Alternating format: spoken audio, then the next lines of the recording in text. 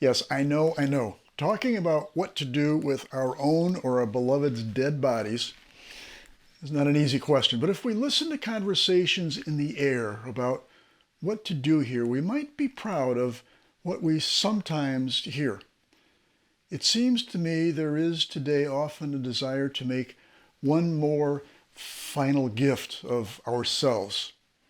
A secular way of explaining this might be to say that we do not want to wastefully expend resources on the dead flesh that we once occupied.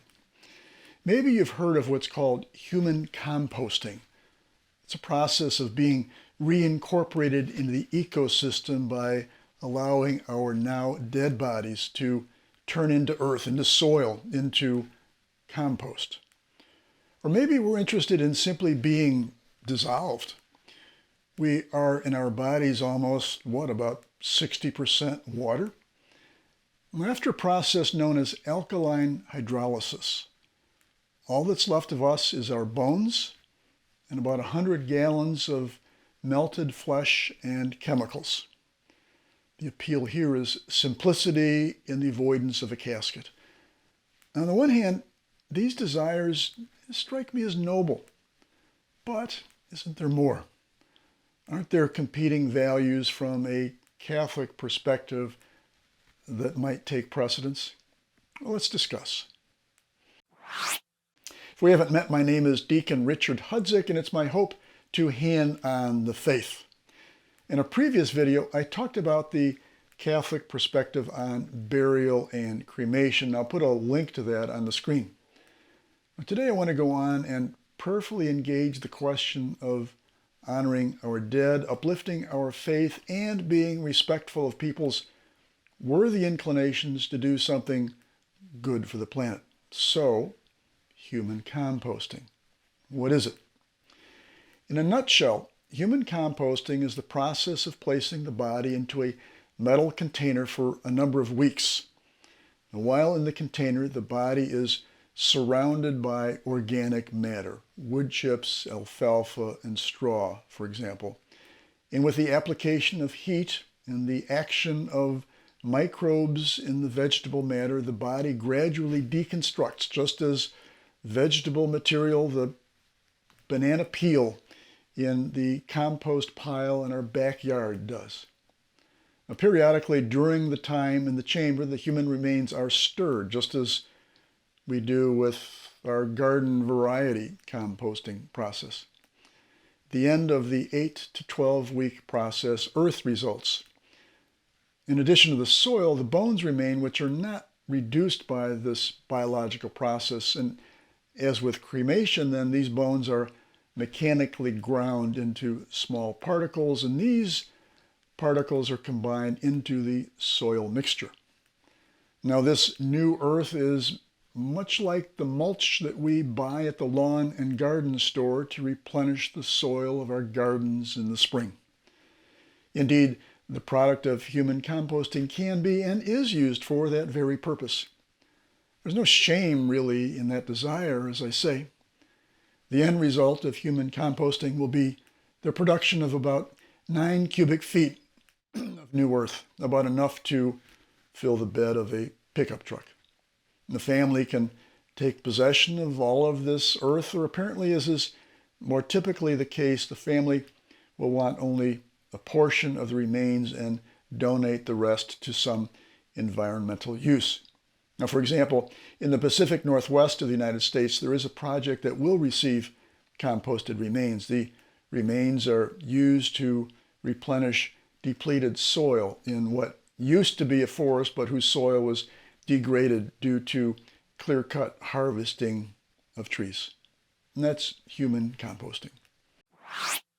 The other form of disposition of human remains I mentioned is the process known as alkaline hydrolysis. Now, this process is much quicker than that slow pace of composting. Alkaline hydrolysis immerses the body in a sealed container in which there is a 100-gallon solution of water and alkaline chemicals. And following application of heat and agitation of the body and chemicals, there remains, after a number of hours, maybe something like on the order of 16 hours. Only the fluid and the decedent's bones will remain. The bones, as with cremation, need to be pulverized, and with the hydrolysis method, it's said there will likely be about 1/3 more bone material than might result from cremation. Thus, it may be that the urn for the hydrolyzed bone remains is going to be a little bit bigger than what we see now with cremation. The fluid, that 100 gallons, that's released into the regular municipal sewer system. The incentive for using alkaline hydrolysis may be simply to avoid both full body burial and cremation.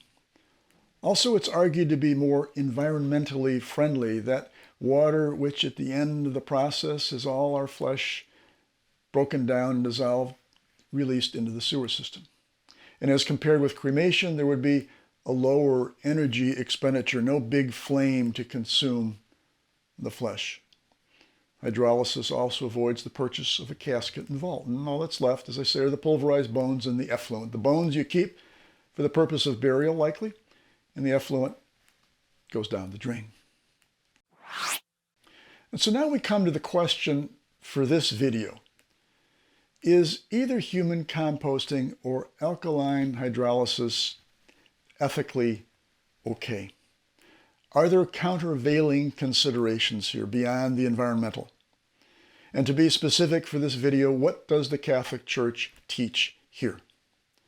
Now, there is some existing guidance about these new technologies, and the guidance, I think, comes from what has already been addressed on the cremation question. As I mentioned a bit ago, there is another video on that I did, and I think we can apply the Church's teachings on cremation to the question of human composting and alkaline hydrolysis.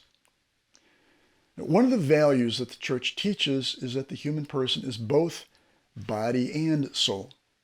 It is not our anthropology to neglect one dimension of ourselves. We neither disdain the body, nor do we minimize our spiritual nature and reality.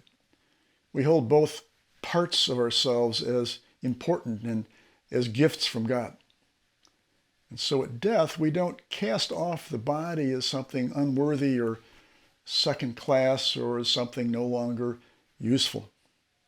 Further, because of our belief in the bodily resurrection that each of us will be blessed with at the end of time, that body that we have is the one that somehow God will revivify.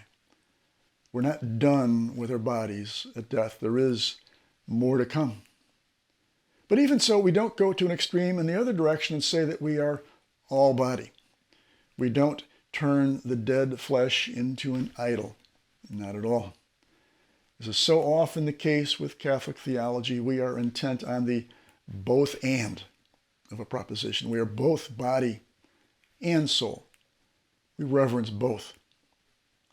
As a consequence, then, we desire to reverence the body in a proper measure by treating it with some measure of respect.